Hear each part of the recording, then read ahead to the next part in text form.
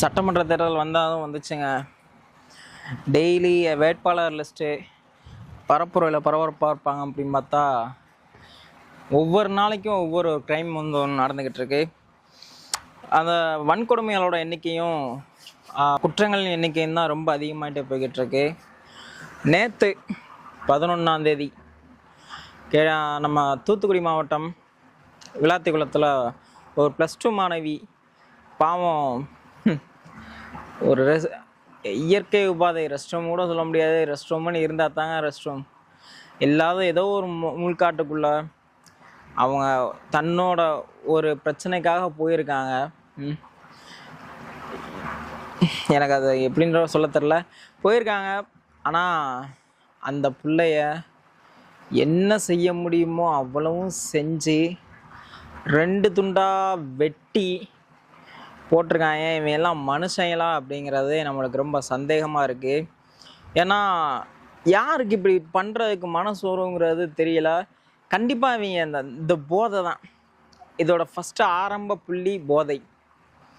இன்னொன்று, நம்மளை கேட்குறதுக்கு எவன் இருக்கான், எவனுக்கு தைரியம் இருக்குது அப்படிங்கிற அந்த ஒரு இதுதான்.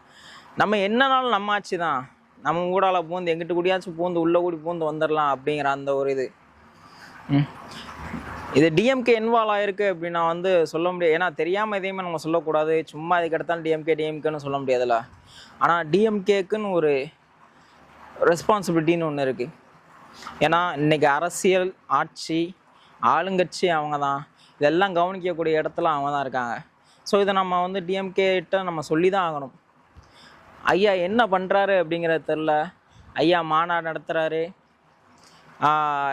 எப்படி சொல்கிறது, தமிழகம்தான் இருக்கிறதுல சிறப்பான ஆட்சி கொடுத்துக்கிட்டு இருக்க மாநிலத்தில் ஒரு முதன்மையான மாநிலம் அப்படின்றாங்க. இதெல்லாம் எந்த அளவுக்கு அவங்க பேசுகிறாங்க அப்படிங்கிறது நம்மளுக்கும் தெரியும், உங்களுக்கும் தெரியும். இதில் எவ்வளோ உண்மை இருக்குது அப்படிங்கிறதான். ஏன்னா மிகப்பெரிய பிரச்சனைகள் நடந்துகிட்ருக்குங்க. நாங்குநேரியாக இருக்கட்டும், இந்த பெண்கள் வன்கொடுமையாக இருக்கட்டும், இதெல்லாம் பார்த்துட்டு எப்படி மக்கள் பேசுகிறாங்க அப்படிங்கிறது தான் எனக்கு ரொம்ப வருத்தமாக இருக்குது. மாநாட்டிலையாக இருக்கட்டும், இல்லை மறுபடியும் டிஎம் கேட்டால் ஒரு தப்பு நீங்கள் சுட்டி காமிக்கலாம். சுட்டி காமிக்கிறதுல என்ன இருக்குது? We are not a slaves, சரியா? நம்ம அடிமைகள் கிடையாது. அவன் ஐயோ அவன் இப்படி சொன்னால் இப்படி இது பண்ணிடுவாங்களோ, ஐயோ இத்தனை வருஷம் நம்ம அவங்களுக்கு நம்ம பேசிட்டு இப்போ அவங்கள நம்ம தப்பாக பேசுகிறோமோ அப்படி எந்த ஒரு இதுவும் இல்லை. தப்பு பண்ணால் தப்பு. இன்றைக்கி தாவேக்காலையும் 4 பேர் 5 பேர் ஒரு விஷயம் பண்ணான்னா அதை தட்டி கேட்குற இடத்துல நீங்கள் இருக்கீங்க. அதிமுகவில் பண்ணாலும் அதை தட்டி கேட்குற இடத்துல நீங்கள் தான் இருக்கீங்க. ஆனால் உங்கள் பேரை சொல்லியே பல விஷயங்கள் நீங்கள் நடக்கும் பட்சத்தில் அதை நீங்கள் ஏன் அவ்வளோ அலட்சியமாக எடுத்துக்கிறீங்க அப்படிங்கிறதான். ஆனால் இந்த எப்படி ப்ரொமோஷனில் உங்களை அடிச்சிக்கவே முடியாது. ஒரு விளம்பரத்துக்காக இது பண்ணுறதுல டிஎம்கேவை அடிச்சிக்கவே முடியாது. இது எவன் சொல்லிக் கொடுத்த ஸ்ட்ராட்டஜிங்கிறது தெரியல. திரைக்கு பின்னாடி என்னாலும் நடக்கட்டும் எவனுக்கும் அது தெரியாது. ஆனால் நம்ம திரைக்கு முன்னாடி நம்ம ஆட்சி தான் டாப் நாச், நம்ம ஆட்சி தான் ஊழலற்ற ஆட்சி, நம்ம ஆட்சி தான் நல்லா எப்படி சொல்கிறது, அதான் இந்தியாவிலே முதன்மை மாநிலங்களில் நம்ம தான் டாப்பில் இருக்கோம் அப்படின்னு பெருமையாக பேசிக்கிறது. இந்த பெருமையெல்லாம் ஒத்த பைசாவுக்கு எடுபடாது. ஏன்னா இது ஒரு இடத்துல நடந்தால் நீங்கள் சொல்கிறது ஒரு இது இருக்குது. ஒவ்வொரு டிஸ்ட்ரிக்டும் ஒவ்வொரு தொகுதிக்கும் ஏன் ஒவ்வொரு வட்டத்துக்கும் நடக்கக்கூடிய ஒரு விஷயமா இருக்குது.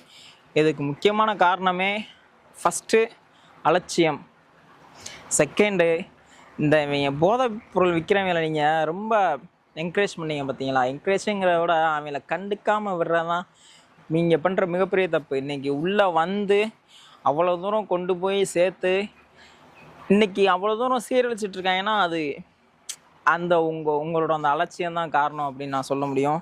எனக்கே தோணுதுன்னா அப்போ நீங்கள் எப்படி இருக்கீங்க, உங்கள் கூட இருக்கவங்க எப்படி இருக்கான் அப்படிங்கிறது தான் பல யோசனைகள். யோசிச்சு பாருங்கள். இதுக்கு மேலே நான் எப்படி சொல்கிறதுன்னு தெரியல. ஆனால் யாருமே ஏன் அவ்வளோ சீரியஸாக எடுத்துக்க மாட்டுறாங்க? நான் மறுபடியும் சொல்கிறேன், விஜயை அவ்வளோ தூரத்துக்கு நீங்கள் உத்து கவனிக்கிற நீங்கள் அது அவசியமா சொல்லுங்கள்? விஜய் விவாகரத்து நமக்கு அவசியம் கிடையாது. விஜய் த்ரிஷாவோட இருக்காங்களா இல்லை வேறு யார் கூட இருக்காரா அப்படிங்கிறது நமக்கு அவசியம் கிடையாது. நம்ம எதுக்கு வந்தோம் அப்படிங்கிற அந்த ஒரு இருக்குல்ல, சொல்லுங்கள். நம்ம தமிழ்நாட்டு மக்களுக்கு நல்லது செய்ய வந்தோம். அவங்கள காப்பாற்றுங்கிற விட அவங்கள ஒரு ஒரு நல்வழியில் நடத்தி கொண்டு போகிறதுல அதெல்லாம் நம்ம கவனம் இருக்கணுமே தவிர, அவன் என்ன செய்கிறான் இவன் என்ன செய்கிறான், ஏடிஎம்கே யாரோட கூட்டணி, இதெல்லாம் நமக்குலாம் தேவையில்லாத விஷயம். நான் என்ன சொல்கிறேன், நல்ல ஆட்சி கொடுங்க, சத்தியமாக எதிர்ப்புங்கிறது வராது. நீங்கள் செய்கிறதுல தான் உங்களோட பாசிட்டிவும் சரி நெகட்டிவும் சரி அடங்கியிருக்கு அப்படிங்கிறத சொல்லணும். இவன் குற்றம் சொல்கிறான் அப்படின்னா நடக்கிறது தான் எல்லாம் சொல்கிறாங்க. எல்லாருக்குமே விஜய்க்கும் சரி, விஜயும் த்ரிஷா கூட்டு வந்தது அது நடந்தது தான் சொன்னாங்க, அது தப்பு தான், அது இல்லைன்னு நம்ம சொல்ல முடியாது. ஆனால் நமக்கு எது முக்கியம், அவருமே அன்றைக்கி என்ன சொல்கிறாரு, இருக்கிற பிரச்சனைகளில் என்னோட டிவோர்ஸ் கேஸு அவ்வளோ ஒர்த்து கிடையாது, புரிஞ்சுக்கோங்க, இவ்வளோ பிரச்சனை நடந்துக்கிட்டு இருக்கு, இதன் மத்தியில் இது என்னோட தனிப்பட்ட விஷயம், இது வந்து தமிழ்நாட்டுக்கு இவ்வளோ ஒர்த்தான ஒரு விஷயம் கிடையாது அப்படின்னு அந்த ஆள் சொன்னார். நீங்கள் அதை எவ்வளோ தூரத்துக்கு எப்படி திரிச்சு விட்டீங்க அப்படிங்கிற வந்து நமக்கு வந்து இது தேவையில்லை. நம்ம ஒரு ஆளுங்கட்சி, நம்ம உண்மையிலேயே சிறப்பான ஒரு ஆட்சி ஒன்று கொடுத்துருந்தோம்னா கண்டிப்பாக அடுத்து வந்து மக்கள் வந்து கண்டிப்பாக உங்களை வந்து தேர்ந்தெடுத்து உங்களோட ஆட்சியை வந்து மறுபடியும் மலர வைப்பாங்க. ஆனால் இவ்வளோ பப்ளிக் ஓப்பனாகவே இவ்வளோ க்ரைம்ஸ் நடக்கு, இவ்வளோ விஷயங்கள் நடக்கும் பட்சத்தில் எப்படி நீங்கள் அதை தான் சொல்கிறேன், ஒரு ப்ரொமோட்டிங்கில் தான் இன்றைக்கி சோஷியல் மீடியாவுக்குள்ளே போய்ட்டால் எவனுமே பேச மாட்டான். எல்லாம் டிஎம்கேக்கு ஓட்டு போடுங்க அப்படின்றான், இல்லை டிவிகேக்கு ஓட்டு போடாதீங்க அப்படின்றான். டிவிகேக்கு ஓட்டு போடாததுக்கு ஒரு காரணம் சொல்லுங்கள் அப்படின்றான். ஏடிஎம்கேக்கும் ஓட்டு போடாதீங்க ஏன்னா அது பிஜேபி கூட சேர்ந்துருச்சு அப்படின்றான். பிஜேபிக்கு ஓட்டு போடாதீங்க ஏன்னா அது நல்லது இல்லை அப்படின்றான். இதுதான் பெரிய விஷயமே. ஆனால் இங்கே நடக்கிற பிரச்சனைகளை பற்றி எவனுமே பேச மாட்டான். ஏன் நீங்கள் சொல்லுங்கள், ஏன் பேச மாட்டான்? எல்லாவனுக்கும் இன்றைக்கி நாம் தமிழராக இருக்கட்டும் எல்லாம் விஜய் பின்னாடி சுற்றுறான். விஜய்ங்கிறது அவர் உங்களுக்கு தேவையே கிடையாது. உங்கள் கொள்கை என்ன, உங்கள் வேலை என்ன, அதை பார்த்துட்டு போய்கிட்டே இருக்கலாம். தப்பு பண்ணானா அது அவரை தண்டிக்கிறதுக்கு நீதிமன்றம்னு ஒன்று இருக்குது. இதே நீங்கள் டிஎம்கேல நீங்கள் ஏன் மினிஸ்டர்ஸ் சொல்கிறீங்கன்னா அவங்க பூரா மக்கள் பணத்தை கொள்ளையடிக்காங்க, அதனால தான் எல்லாம் சொல்கிறாங்க. இன்னைக்கு நான் இப்போ ஒரு 2 நாளைக்கு முன்னாடி எங்கள் கவுண்டம்பாளையத்தில் என்ன சொல்ற 44 பசங்க, அந்த பசங்களில் உயிர் போயிருந்தால் என்ன செஞ்சுருக்க முடியும் சொல்லுங்கள்? இத்தனைக்கு ரொம்ப கேர்ஃபுல்லாக இருக்கிற ஒரு மினிஸ்டர் அன்பில் மகேஷ் பொய்யாமொழி, ரூல்ஸ் அவ்வளோ சூப்பராக ஃபாலோ பண்ணுவார். ஆனால் அவரோட டிபார்ட்மெண்ட்டில் இப்படிப்பட்ட ஒரு விஷயம் நடந்திருக்கா அப்படிங்கிறது தான் மனசுக்கு ஏற்றுக்க முடியல.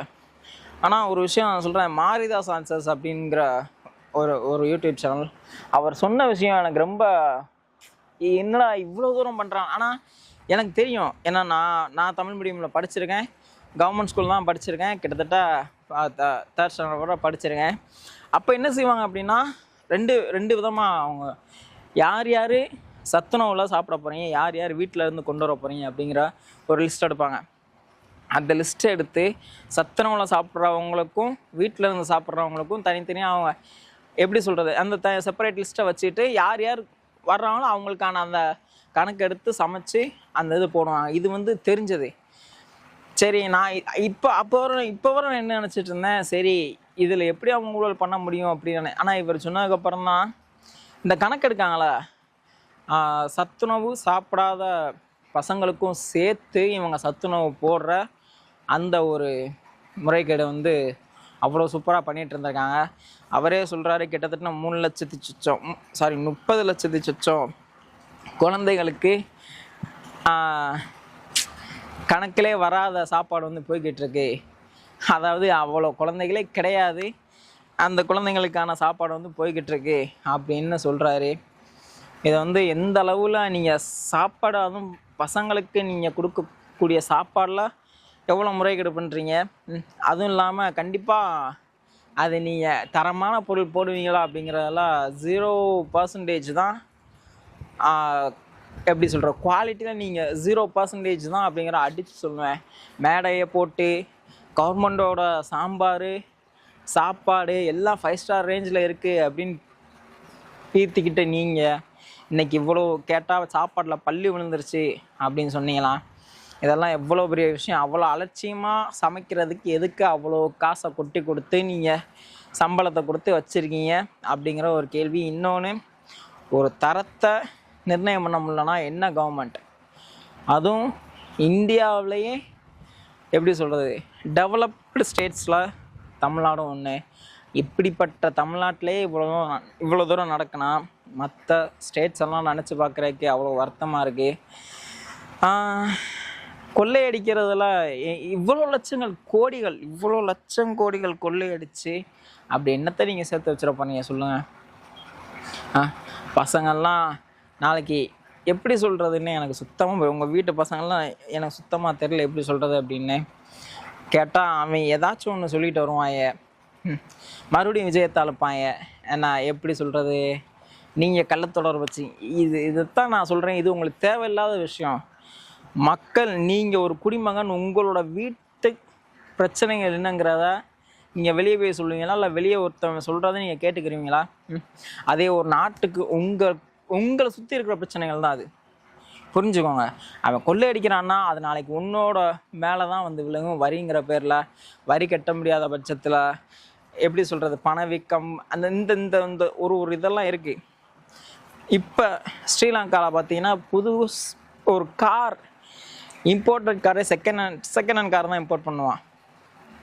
கிட்டத்தட்ட ஒரு 800 2 லட்சம் 3 லட்சத்துக்கு தான் அவன் வாங்க முடியும் செகண்ட் ஹேண்ட் காரு.